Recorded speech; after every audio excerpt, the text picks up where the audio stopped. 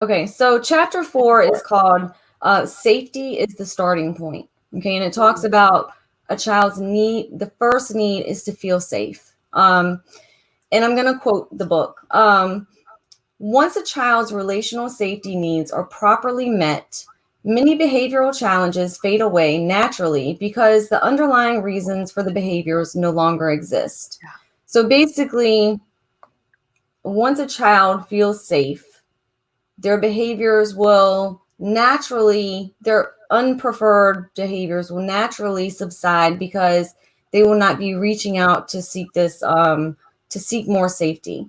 And what I see are schools are spending a lot of money on behavioral supports, support staff, FBAs, BIPs, just tons of resources on the back end, right? After we have behaviors, they're trying to scramble to get them, under control so that there are less behaviors in the school. How can schools invest more on the front end to curb that need for the interventions later on? How can schools as systems curb that, just invest more on the front end to curb that investment on the back end? Does that make sense? It makes so much sense. And I hope millions of parents and teachers and everybody ask that same question, Megan, because that is the key question to ask.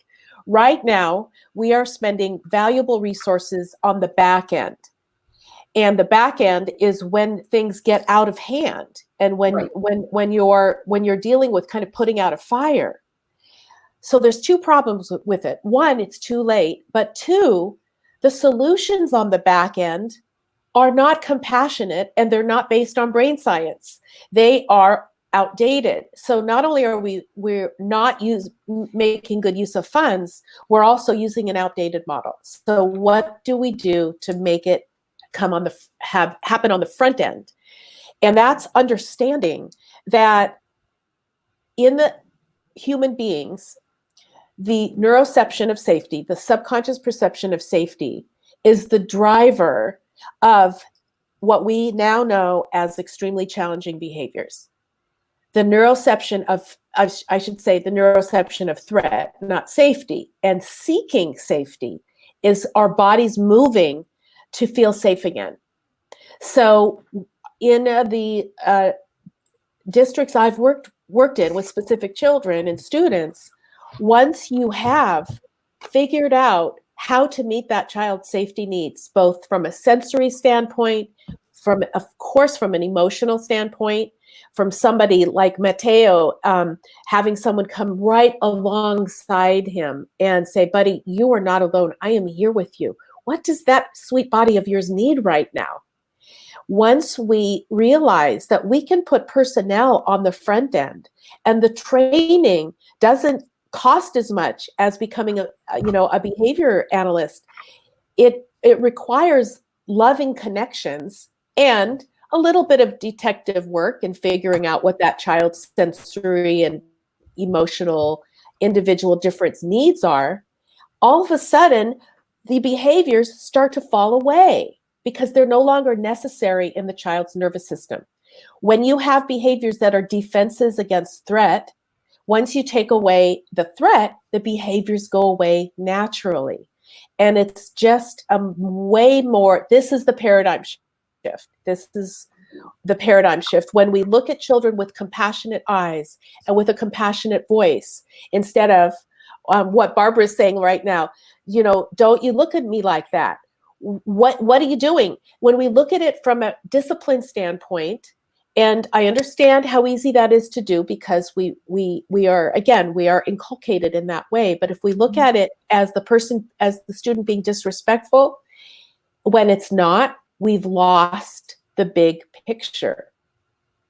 So I feel like we just need to get all of the big mamas in the school system. Let's just get all of the big mamas in there and love on the babies.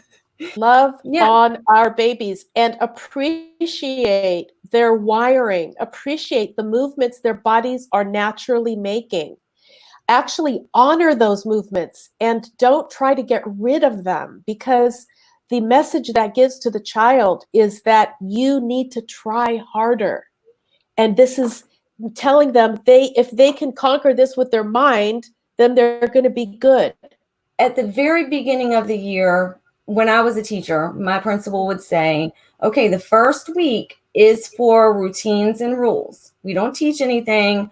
We get the rules down, we get our expectations down, we get the processes down.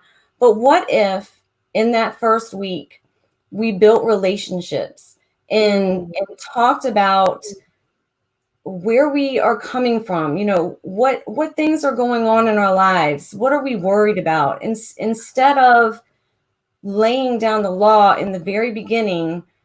Why don't we build those relationships so that the children know that, yes, you are safe here? I mean, can you imagine the difference that would make? A huge difference. Can you imagine? It's the vision. I think you need to start doing trainings on that, Megan. You can start teachers on a new training. Well, you can hire me when you get your stuff up. You can hire me. I'll be one of your trainers. All right. Okay. We will go out and shout this to the masses, because, and guess what? You don't have to lose control of your classroom as a teacher and do this at the same time. You can do both. Children like to know that a loving, confident adult is in charge. So we're not saying throw rules out the window, but we are so obsessed with throwing down, I am the, here are the rules, and kind of scaring kids into saying, and if compliance.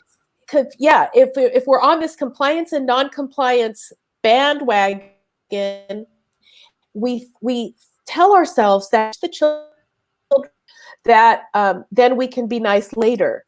But safety in relationships sets the foundation for all learning and for psychological resilience. So we do that first. And when we do that, the students will know we're in charge because they'll feel safe with us. It's just a beautiful way of setting the stage for maximum learning, is this social engagement with our students.